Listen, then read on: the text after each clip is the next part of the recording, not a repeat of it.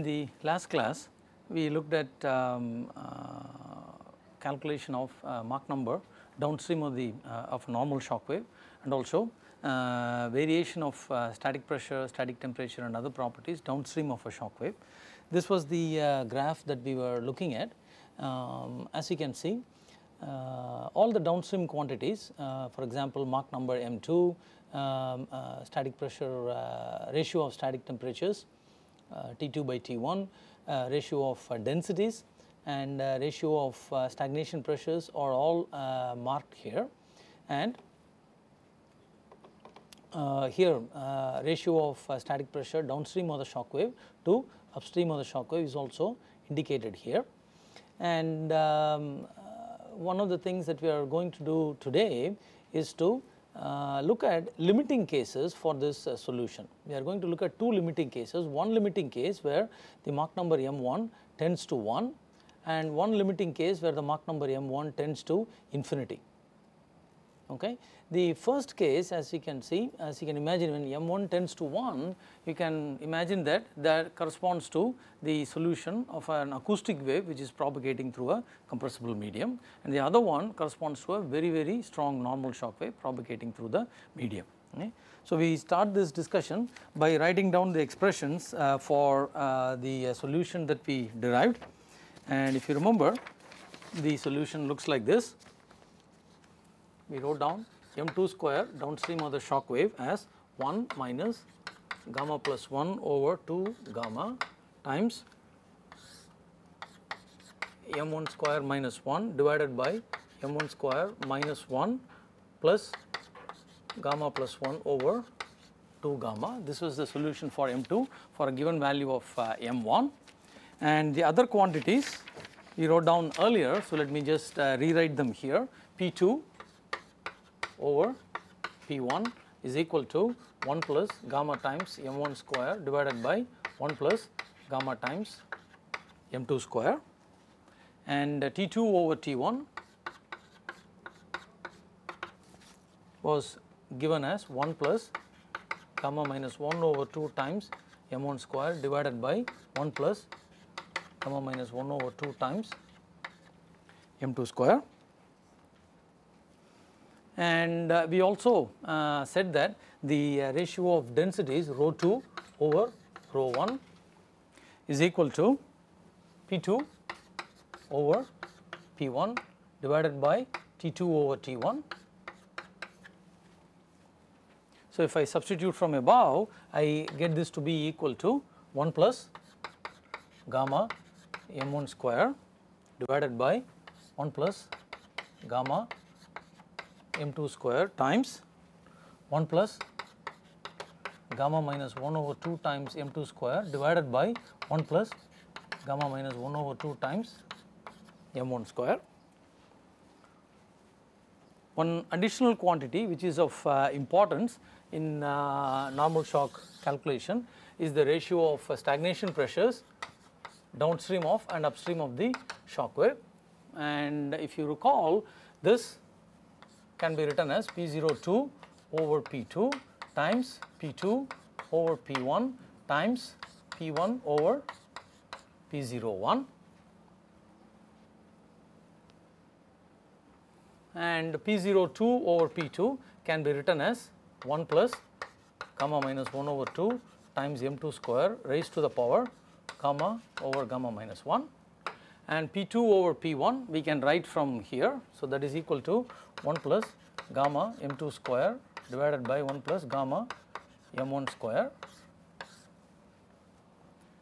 and P1 over P01 can be written in the same way. So, this is multiplied by 1 plus gamma minus 1 over 2 times M1 square to the power gamma over gamma minus 1.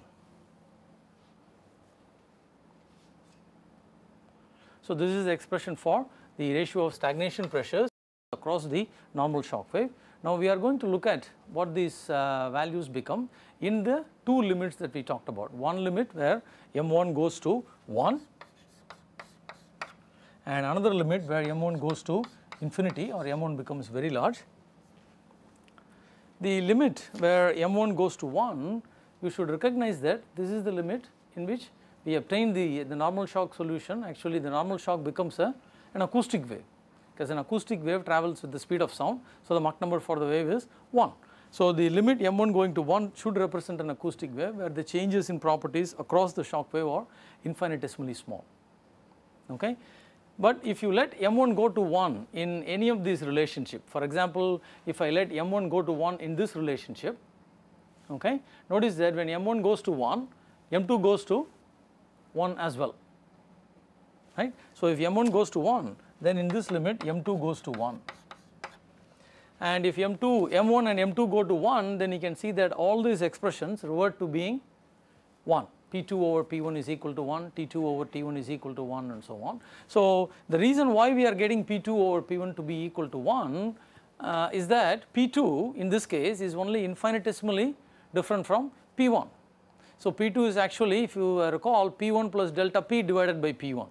So if P1 is a large number, then the delta P is going to be a very small number, which is why we are getting the ratio to be equal to 1 in all these cases, okay, from a normal shock solution perspective. And if you look at the graph here, you will see the same thing. If you look at the graph here, you can see that as m1 goes to 1, you notice that m2 goes to 1 and P02 by P01 also goes to 1.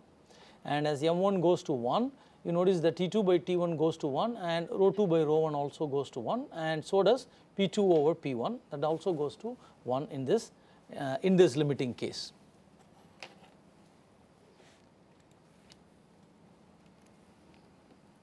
Okay, let us take a look at that again. As m1 goes to 1, so you can see m1 here, as m1 goes to this limit, m2 you can see goes to 1, irrespective of the value for gamma, m2 goes to 1. And as m1 goes to 1 in this limit, you can see that T2 over T1 for both values of gamma tend to 1, and rho 2 by rho 1 also tends to 1, and P2 over P1 also tends to 1 in the limit as m goes to 1. And in this case, because the process is an isentropic process, there is no change in entropy, you can see that P02 by P01 also goes to 1 in this case. Remember, for an acoustic wave, the process across the wave is an isentropic process. So in this case, there is no loss of stagnation pressure. P02 over P01 also tends to 1. Okay, so that makes sense. So it tells us that the normal shock solutions are consistent with whatever we derived earlier in the m equal to 1 limit. Now we are going to look at the other limit, which is the m tending to infinity limit.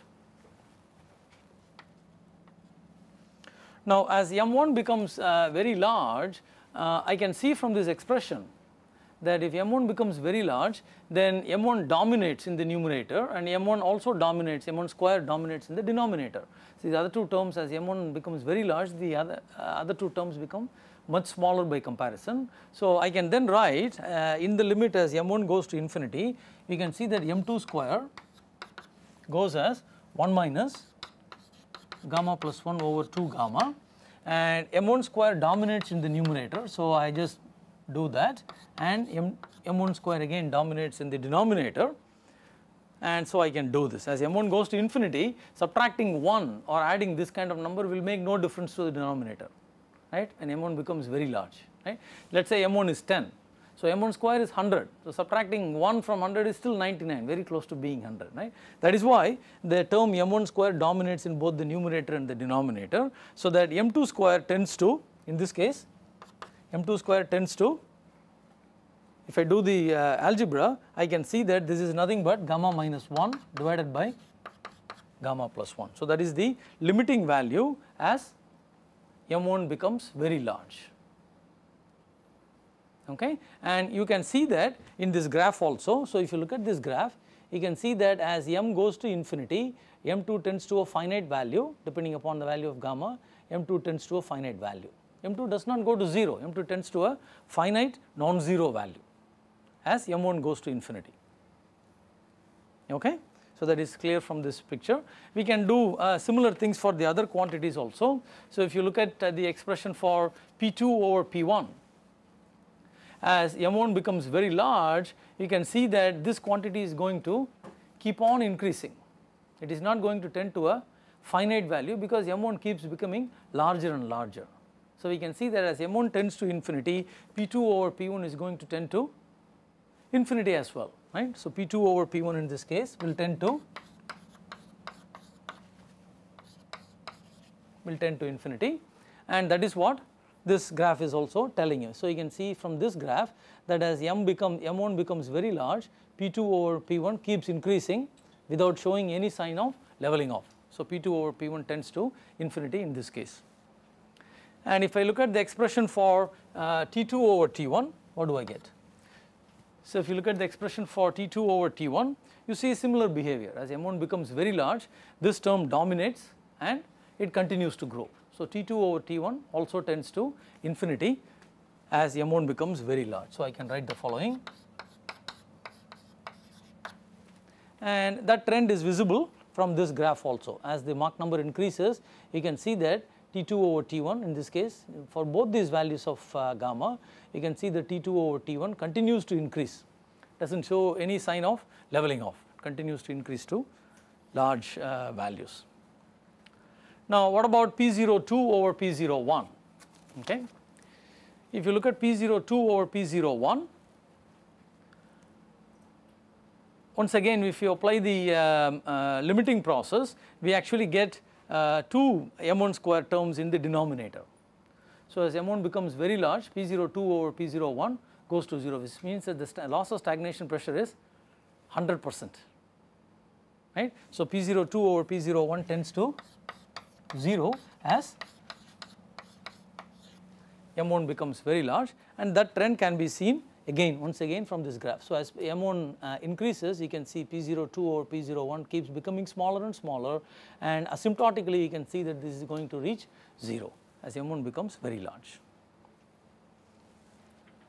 One additional quantity that we want to talk about is rho 2 over rho 1. Now it is quite possible that rho 2 over rho 1 may tend to a finite value, because we have m1 square in the numerator and another m1 square in the denominator. Okay. So if you do this limit properly, we can actually show the following. Let us try to do this limiting process properly as m1 goes to infinity.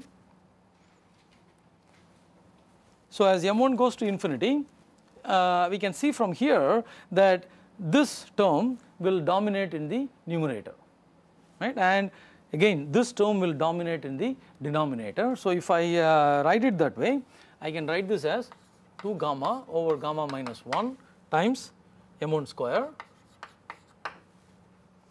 and for the second term this is going to dominate. So I am going to write this as 1 over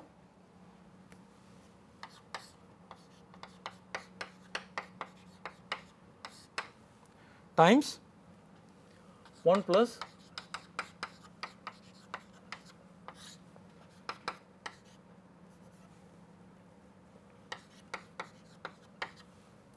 m2 square. So we are writing this for m1 becoming very large. So I can cancel out these two, and remember this, as m1 becomes very large, m2 is going to tend to this value here, right. We have already written that down. m2 is going to tend to this value, right, gamma minus 1 over gamma plus 1. So I substitute that value into this expression, and if I simplify, I get the fact that rho 2 over rho 1 tends to be gamma plus 1 over gamma minus 1. Okay. So I substitute for this m2 square from here, and if I put this in, I am sorry, did I do this correctly? Oh, I am sorry, yes, please make a small correction. This one should be gamma minus 1 over 2 gamma. This is also m1 square, but this is gamma minus 1 over 2 gamma. 2 gamma. So if I substitute that expression into this one here, I end up with this. So rho 2 over rho 1 tends to a finite value as m1 becomes very large. Okay, and that trend is visible from this graph here. So you can see that as m1 increases, rho 2 over rho 1, you can see tends to a finite value. So the curve levels off and it tends to a finite value for both the cases when gamma is 7.7 by 5 or when gamma is 5 over 3. So you can see that this curve levels off as m1 goes to infinity. So it tends to a finite value. Okay.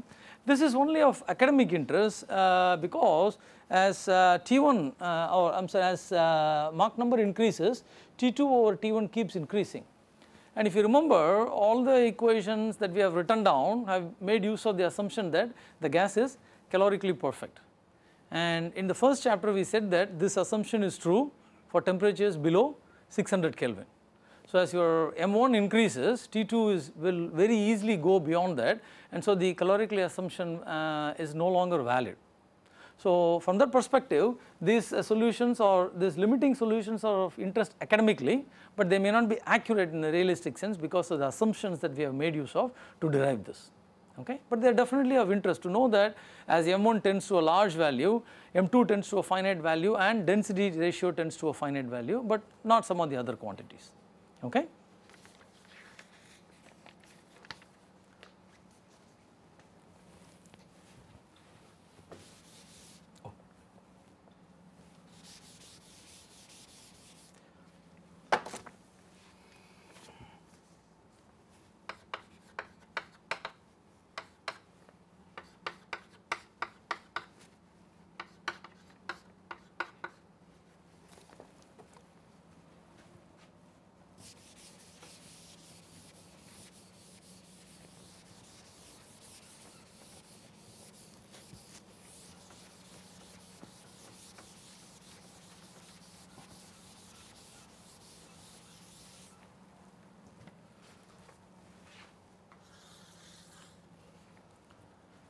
What we are going to look at next is illustration of the normal shock solution on TS and PV diagrams. We have already seen that. So we are going to illustrate the normal shock solution on TS and PV diagrams.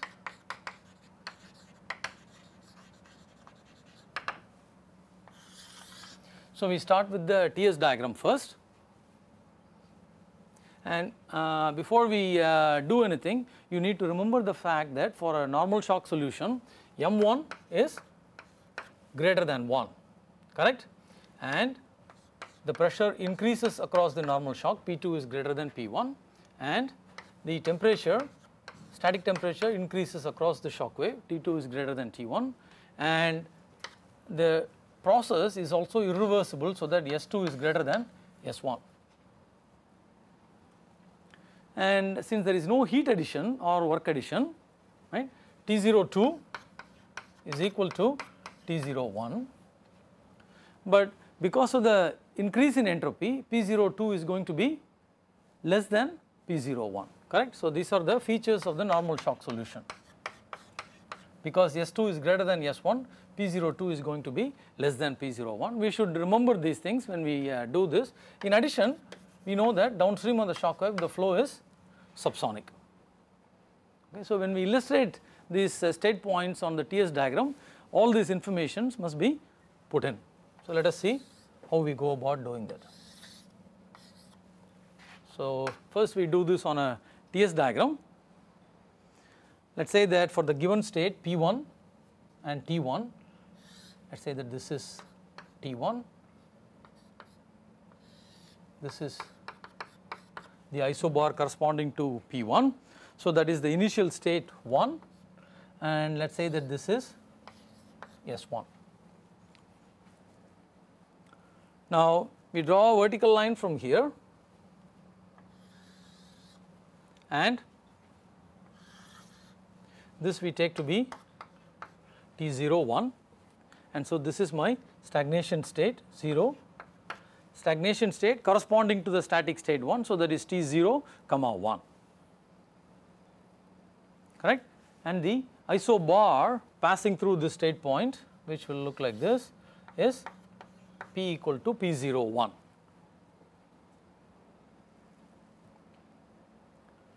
Now if I calculate T star corresponding to this T01, I can show that, say like this. So this is T equal to T star corresponding to this stagnation temperature, so that this represents the sonic line, anything below this is supersonic and anything above this is a subsonic state.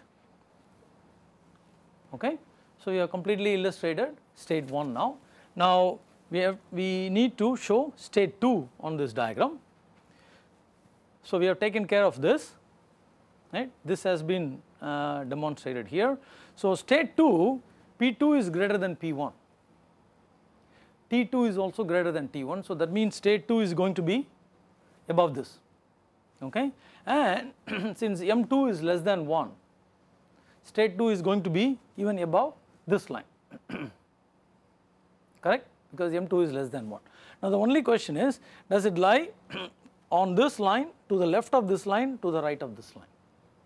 Since S2 is greater than S1, state 2 is going to lie to the right of this line over here, okay. So let us denote that. So this is state 2, and the two states are connected by, I am going to show this as a dashed line to indicate the fact that this is an irreversible process. So that is static state 2, and let me just show this as P2, and I can show this as static temperature T2. Now the stagnation state 0, 2 corresponding to static state 2 can be obtained by just drawing a vertical line like this. Notice that this is S2, so S2 is greater than S1. So this is going to be my stagnation state corresponding to the static state 2, because T01 equal to T02, where this line cuts this, gives my stagnation state, because T01 is equal to T02, that is my stagnation temperature line. So the stagnation pressure line P02 will look like this. And if you recall, when we drew isobars on a TS diagram, if you remember, we said that isobars diverge from each other, right. And so you can see from this construction that P02 is indeed less than P01. In fact, any time there is an irreversibility or an increase in entropy and you move from one state to the right of that state, there will always be a loss of stagnation pressure, because the isobars diverge from each other. Any time you move to the right, there will be a loss of stagnation pressure, okay, and that is what this solution indicates. So this indicates the normal shock solution completely on a TS diagram. What we will do next is demonstrate the same thing on a PV diagram, okay. So we start with the PV diagram in the same way, we draw the PV diagram in the same way.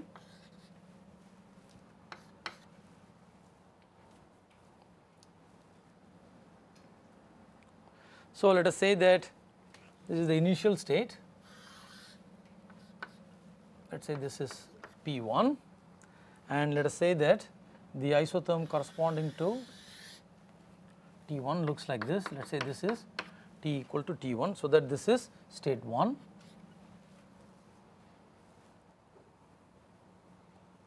Now you recall that isentropes on a PV diagram are steeper than isotherms, right. So the isentrope S equal to S1 that passes through this will look something like this. So this is the isentrope corresponding to S equal to S1, and the stagnation state, let us say this is my stagnation state 0, 1, so that this is P01, and the stagnation temperature line can be shown like this. So this is T equal to P01, and the sonic temperature line or the sonic line can be shown here like this. T equal to T star will look like this, right. So whatever information we put in here, we have now shown on the PV diagram. Now we need to show state 2, and we show state 2 again by looking at this. P2 is greater than P1. In addition to this, now we need to know, is rho 2 greater than rho 1 or not. Rho 2 is greater than rho 1, that we have already shown. So since rho 2 is greater than rho 1, V2 is going to be, the specific volume is going to be less than V1. So that means that state 2 is going to lie above and to the left of state 1, but it is going to lie on a different isentrope because the entropy increases across the shock wave. So we draw a different isentrope which looks like this. So let us say that this is my S equal to S2, and so state 2 will lie over there, and I am going to connect these two with a dashed line that looks like this.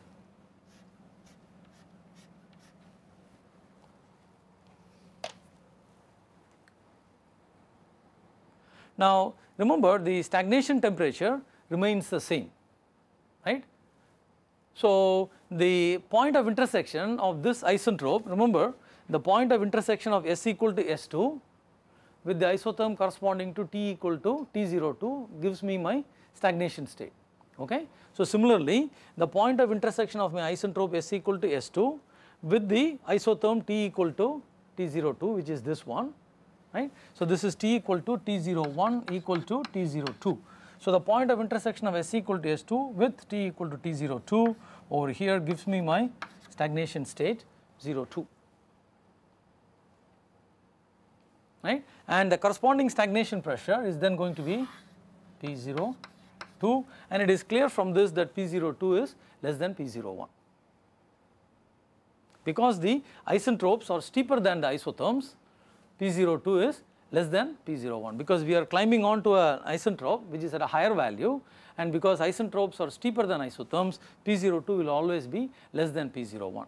This is the reason why we spend so much time in the beginning trying to draw isobars and isotherms on a TS diagram and isotherms and isentropes on a PV diagram, okay. That is why this is very important because this tells us lots of things about stagnation pressure especially.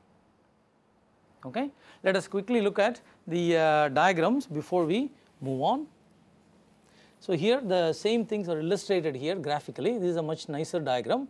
So you can see state 1 here, T1 corresponding to state 1, and the isobar P1 corresponding to state 1, and we take S equal to S1 line all the way up, and so we show T0. So this is stagnation state 01, this is the stagnation pressure line P01, and once I know T0 I can calculate T star. So this is the line corresponding to T star, and this any state below this line is a supersonic state, any state above this is a subsonic state. Now state 2 downstream of the shock is a subsonic state at a higher pressure, higher entropy and higher temperature, so it lies to the right of state 1 over here, and I connect these two with a straight line like this.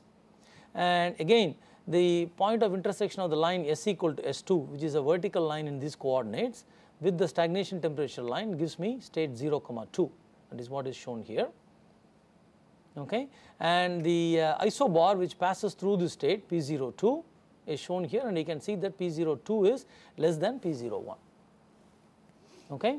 The same information is drawn here in a PV diagram. We do the same thing. This is state 1 corresponding to P1, T1, and this solid line is S equal to S1, right. So this solid line is S equal to S1. This is the isentrope corresponding to T equal to T0 or T01 or T02. So the point of intersection of S equal to S1 with this isotherm gives me P01, and this isotherm, which is this one here, corresponds to the sonic isotherm T equal to T star. Now state 2 is at a higher pressure, lower specific volume and higher entropy than state 1. So state 2 lies here, and the two states are connected through a dashed line. So this is the isentrope corresponding to S equal to S2. So the point of intersection of S equal to S2 with the stagnation temperature line gives me my state 02, which is over here, and the corresponding pressure, which is P02, is below P01, showing that there is a loss of stagnation pressure, okay.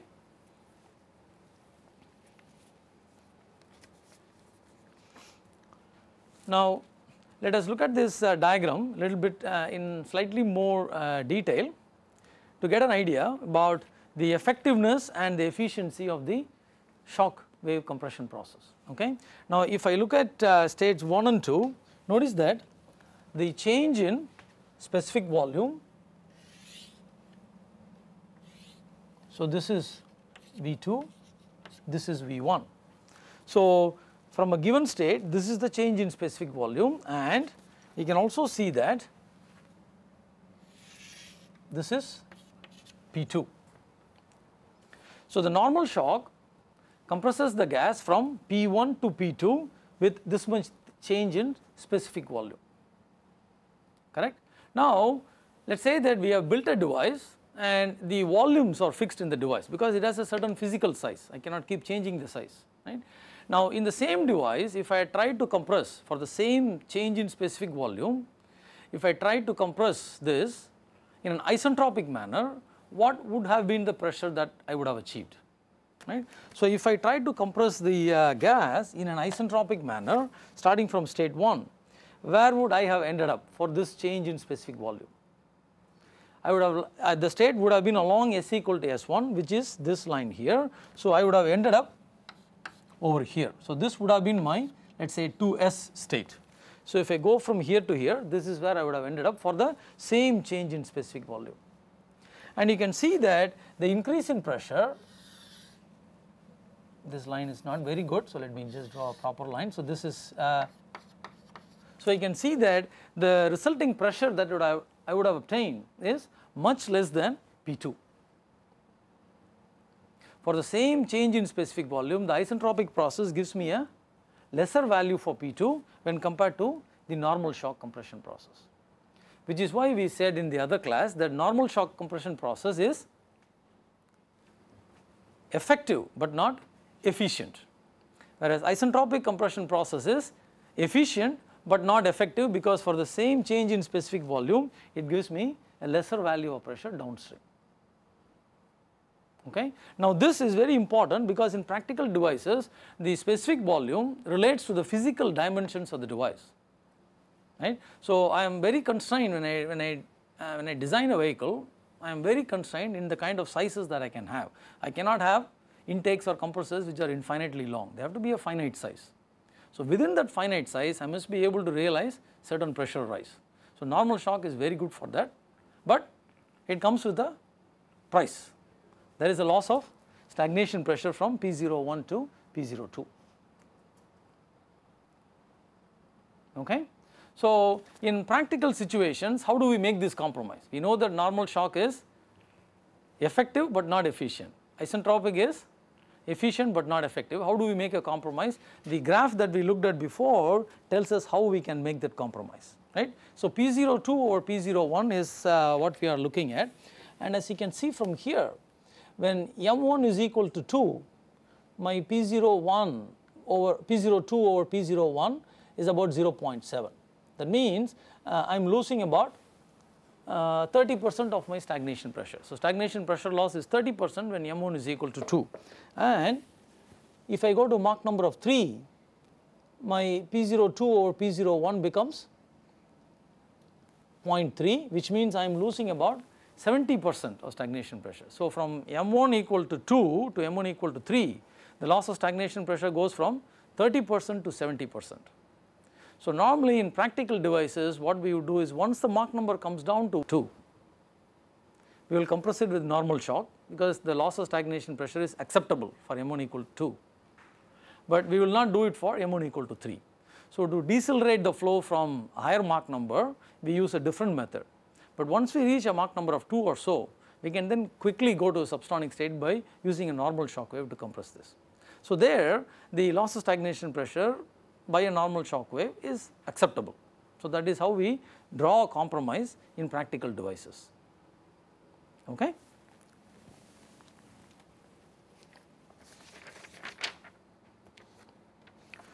We are going to work out a numerical example next to demonstrate some of these ideas and work with real values. Numbers give us better feel for what we are talking about. That is what we are going to do next.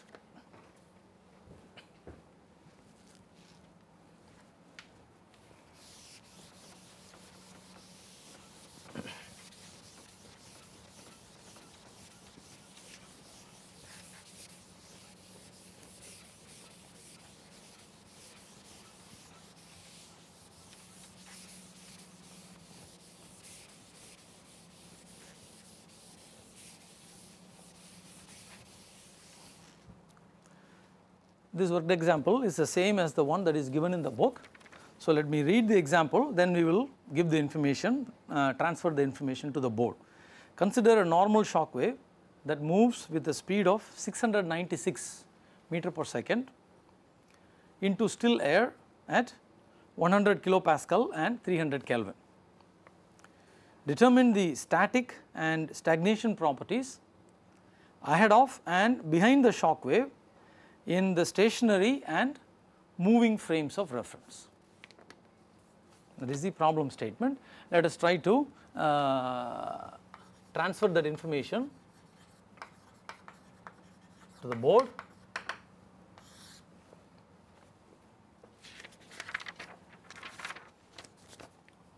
So, we have a normal shock wave like this, which is moving into still air.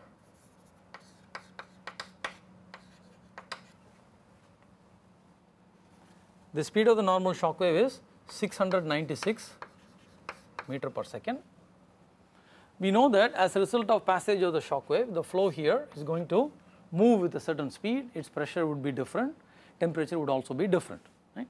And the still air is at a static temperature of, so we will label this as 1 as always and label this as 2.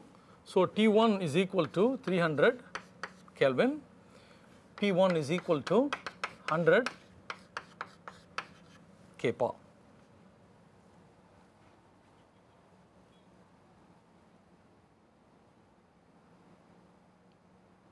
Now, what is T01 in this frame of reference where the observer, remember in this frame of reference the observer is stationary. In other words, I am stationary and I see a normal shock wave moving at 696 meter per second into still air. So, the air here is at a static temperature of 300 Kelvin and a pressure of 100 kilopascal. So, what is the stagnation pressure in this region? T01 here is going to be 300 Kelvin because it is still air. T01 is equal to T1, so this is 300 Kelvin and P01 is equal to 100 kPa. Now, as we said earlier, we want to move to a frame of reference where the wave is stationary, right, and the observer is moving. So, we go to that kind of a frame of reference which looks like this. So, here observer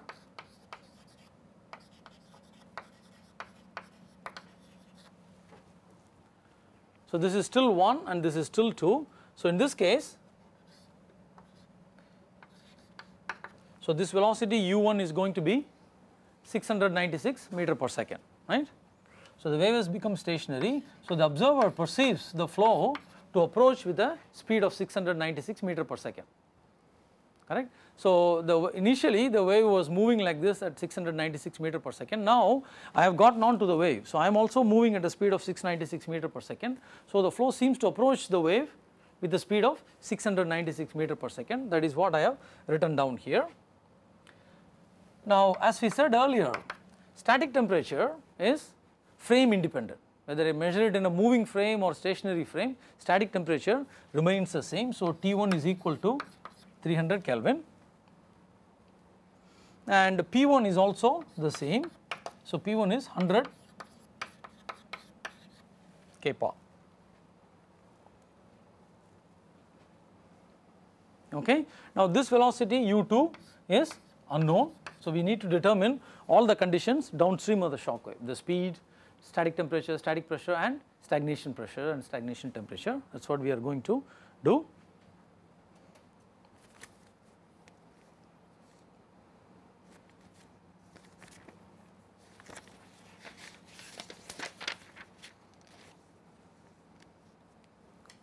Okay. So, we start the calculation in this frame of reference. Remember, we are going to do the calculation in this frame of reference. So, we first start by looking at M1. We need M1. Once we have M1, right. So, if you look at these expressions, once I know M1, I know everything else, correct. So, once I know M1, I can calculate M2. Once I know M1 and M2, all the other quantities can be calculated, right. So, we start by calculating the speed of sound A1. So, I am going to do this. A1 is equal to square root of gamma r T1 and if I substitute the numbers, so this is 1.4 times 288 times 300 Kelvin. So this comes out to be 348 meter per second, right. So M1 is going to be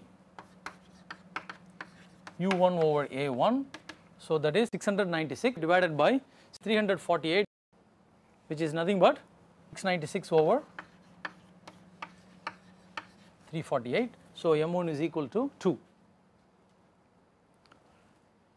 We have a choice to make now. We can calculate M2 and other quantities using this formula by substituting the values, or we can make use of gas tables where these things have already been done. So you can go to the table for the given value of M1, I can look up the quantities. Okay, let us see what that looks like.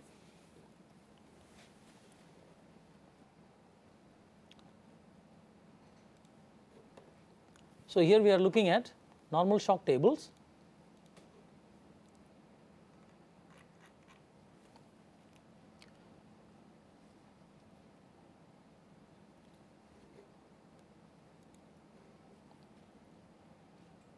So you can see from the table that for a given value of M1, the calculations in these formulas have already been done. So you get M2, you get P2 over P1, T2 over T1, rho 2 over rho 1, and P02 over P01. So all the quantities are readily available. So we can make use of the table rather than going through the algebra, and we can calculate. Let us see what the value comes out to be. So we look at this, and corresponding to m equal to 2, let me make it larger.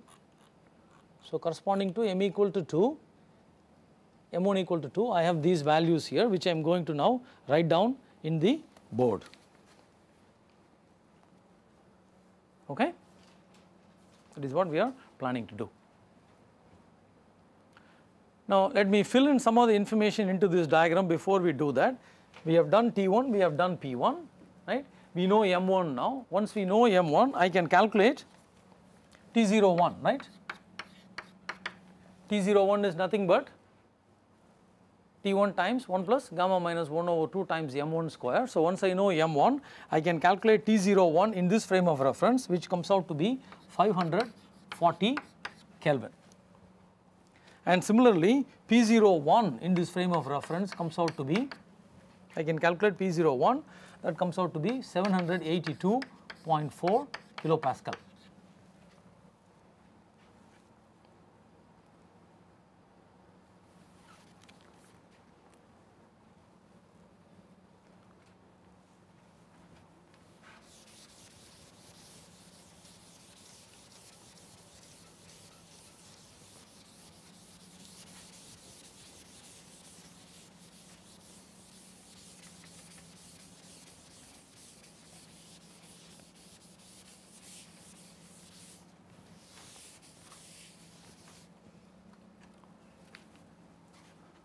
So from the tables for M1 equal to 2, we can retrieve the following quantities: P2 over P1 is equal to 4.5. So that we can see from the table. So for M1 equal to 2, we have P2 over P1 equal to 4.5. All the other quantities can be retrieved similarly.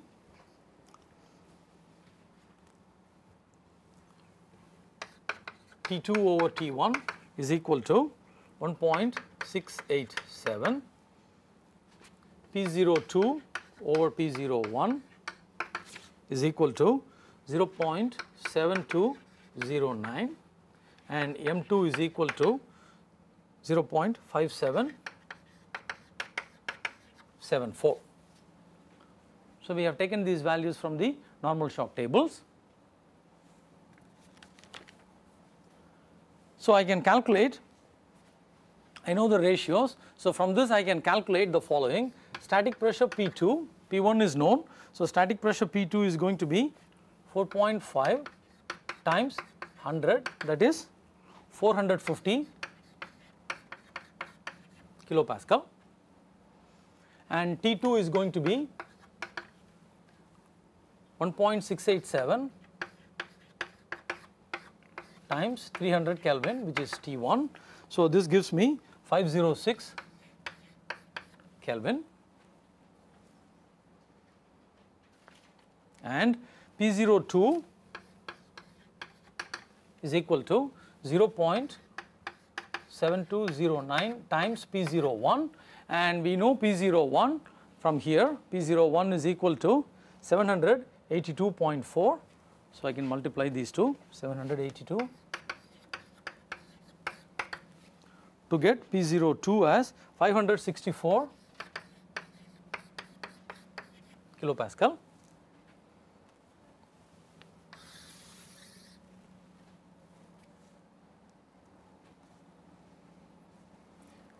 And U2 is equal to M2 times square root of gamma r T2, and if you substitute the values, you get this to be 260.8 meter per second.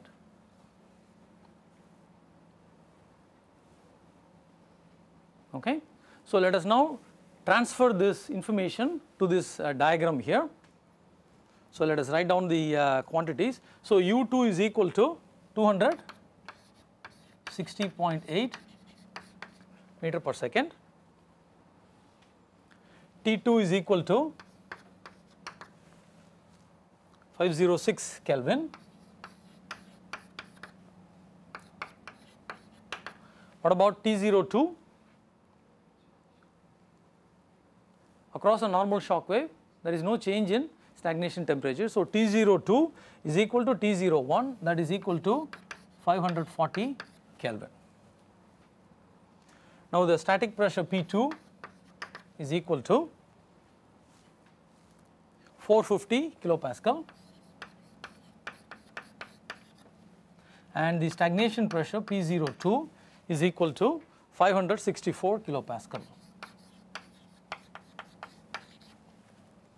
So in the moving frame of reference, we have calculated all the quantities that we were asked to calculate, static and stagnation quantities in both frames of reference. So moving frame of reference, this picture is complete. Notice that P02 is less than P01, so there is a loss of stagnation pressure in the moving frame of reference. Now we are asked to calculate same quantities in the stationary frame of reference also. So now we go from here to here. So we started from here, right? We subtracted 696, which is the wave speed. So we got U1 to be 696. So now when we go from here to here, we need to do the same thing.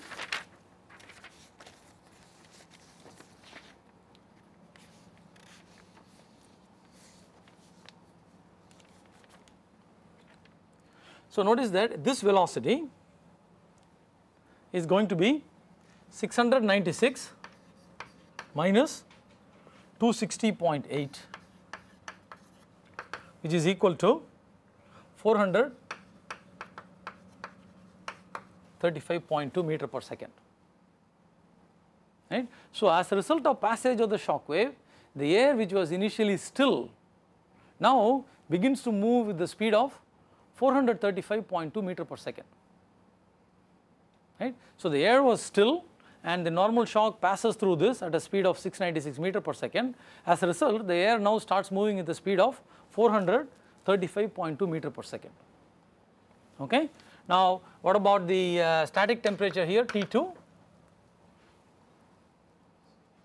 Same. Remember, static quantities are frame independent, so T2 is going to be the same, so 506 Kelvin. P2 is going to be the same, so P2 is going to be 450 kilopascal. What about T02 and P02? T02 and P02 are frame dependent. Okay. So what we do is we have to use this velocity to calculate T02 and P02. Correct. So in the stationary frame of reference,